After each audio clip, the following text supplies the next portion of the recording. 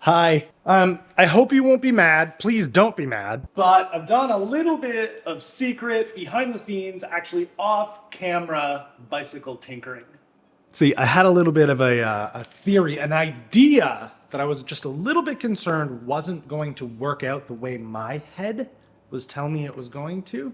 And there's enough videos on this channel from an old series called Tinker Tuesday where I've started an idea and it's just not worked and then the video's over. And I didn't want to do that again. It's also way quicker to work on bikes when you're not trying to film it as well. Anyway, this time it worked out pretty good. For reasons that I will get into later in this video, I have swapped the 29er 140 millimeter travel fork from Mr. Relatable over to Fun Norton. And vice versa. So this thing has gone to 140 millimeters of travel, and this has gone to 160 in the front and 130 in the rear. Okay. Now you're up to speed. But what that does mean is I can hear the alarm bells going off in your brain. You could put a 29er, you could make that mullet. Are you gonna make that mullet? You should make that mullet. Okay, we'll do it. All right. But first we have to video this thing the way it is. It just looks so cool.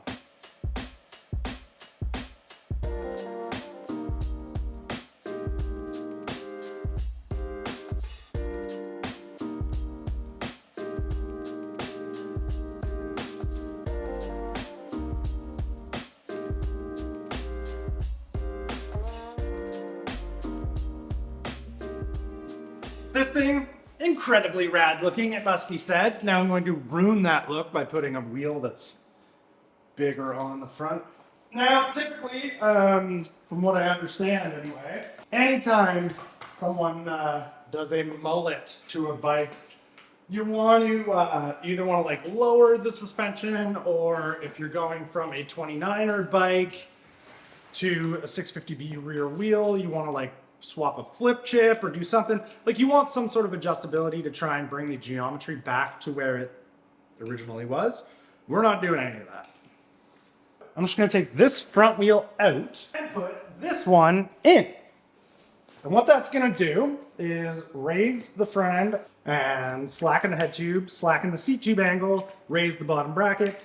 It's gonna do all sorts of funky things, but there's nothing, no explanation, no further explanation from here. That's what's going to happen. That is what has happened. And this is what it looks like. It's terrible. Oh God.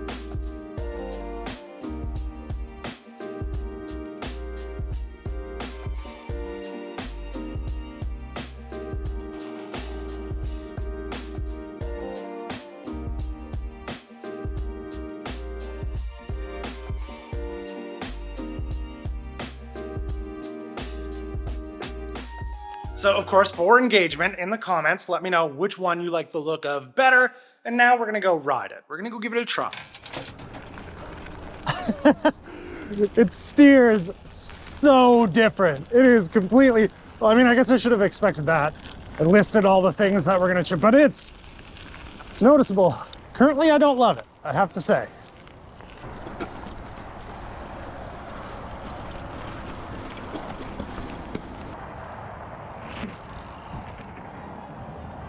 So, if you don't mind forgiving me, I didn't do the thing that most YouTubers, myself included, sometimes do. You know, going and researching and finding out all the pros and cons of a part or a setup, and just in general, before starting their own video, so that you can just kind of like regurgitate it all back in your own video as your own words. I didn't do that this time. My basic knowledge of like what the, like why you would do this is you get the rollover benefit of the larger front wheel, and you get the playfulness, the cornering capabilities, and the strength, I guess, is that part of it, of the smaller rear wheel. It's supposed to be like a Goldilocks best of both worlds scenario. Personally, my own bias is I think it actually makes the bike look bad, but we're out here riding it anyway, and perhaps we'll come to a conclusion together. First and foremost, I want to know, will the 29er wheel make toboggans more difficult?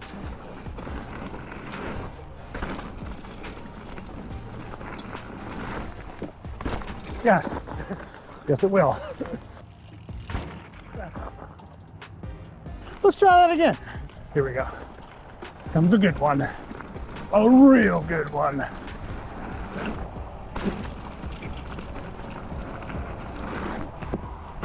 Ah.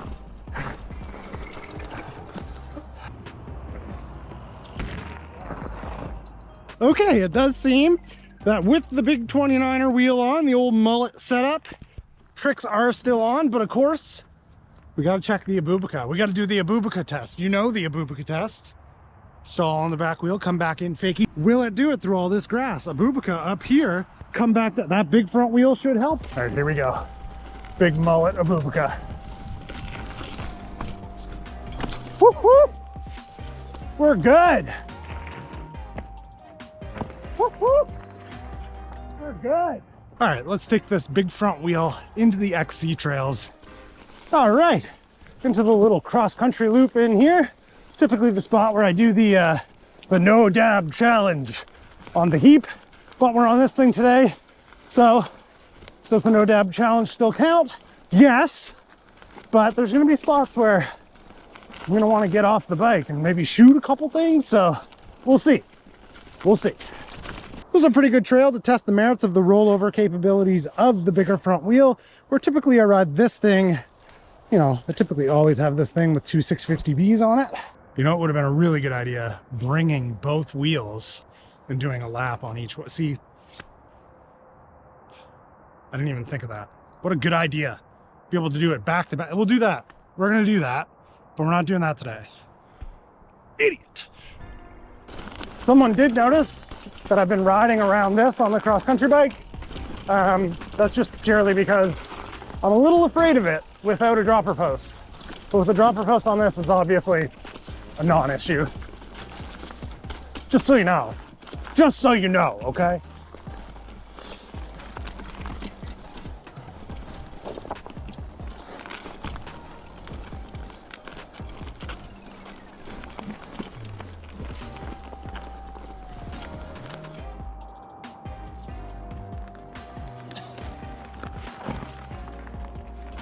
I've gotten to the point now where I can not really notice a difference between how I normally ride this bike and the mullet setup.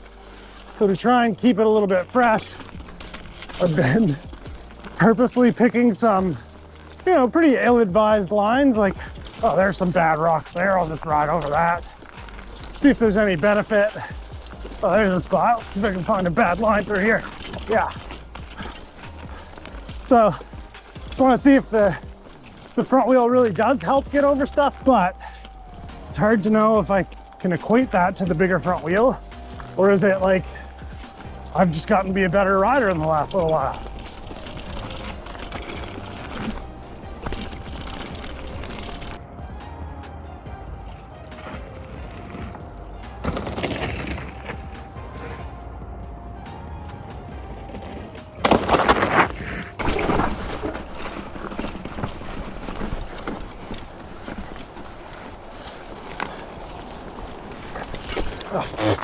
Why would I dab right there?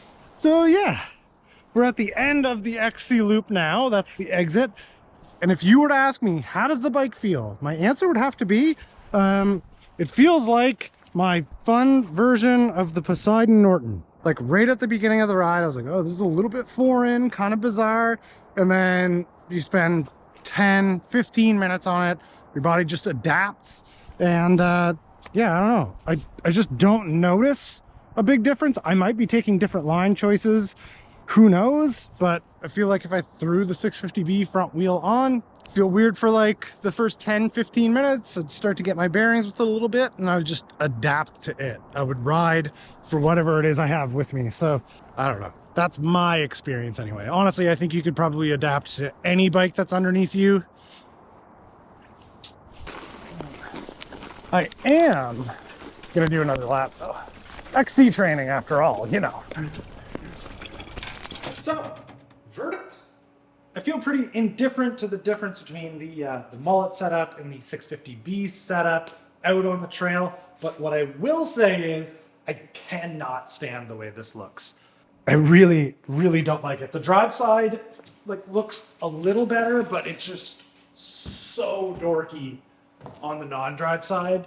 And say what you will, like maybe you don't care about stuff like this, but like I really, if a bike does not look a way that gets me excited to ride it, like I won't ride it.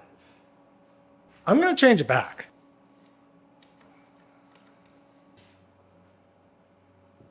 There. much better.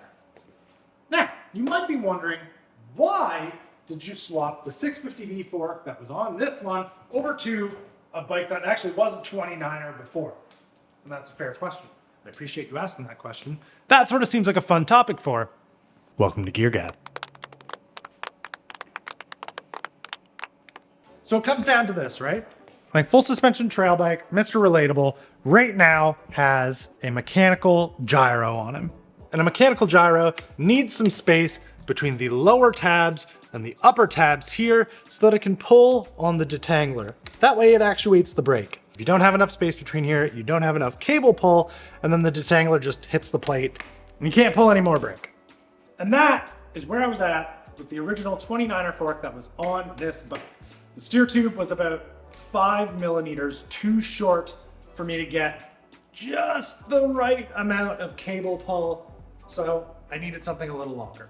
You may recall that I contemplated getting like a Zeb or something, like a used Zeb to put on this bike that hopefully had a nice long steer tube, 650B fork, which would be perfect. But then I realized I don't have any money.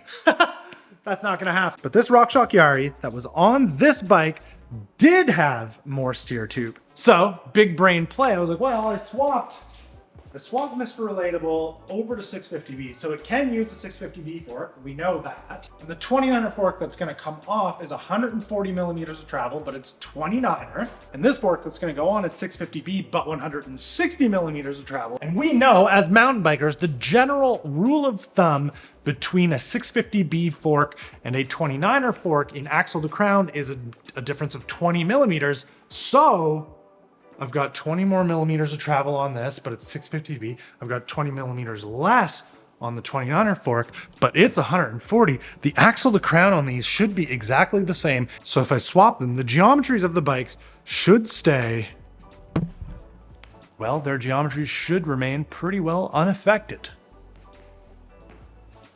So I did it. I swapped them. I'm sure the rakes are different. I'm sure there's something that you may let me know in the comments about, but after riding this one, felt fine. When I ride this one, it's also going to feel fine. And yeah, that's more or less all I need. I don't really need to know any of the technical things. I just kind of do stuff because I feel like it. Thanks for checking out this episode of Gear Gab. Subscribe for more. Norton.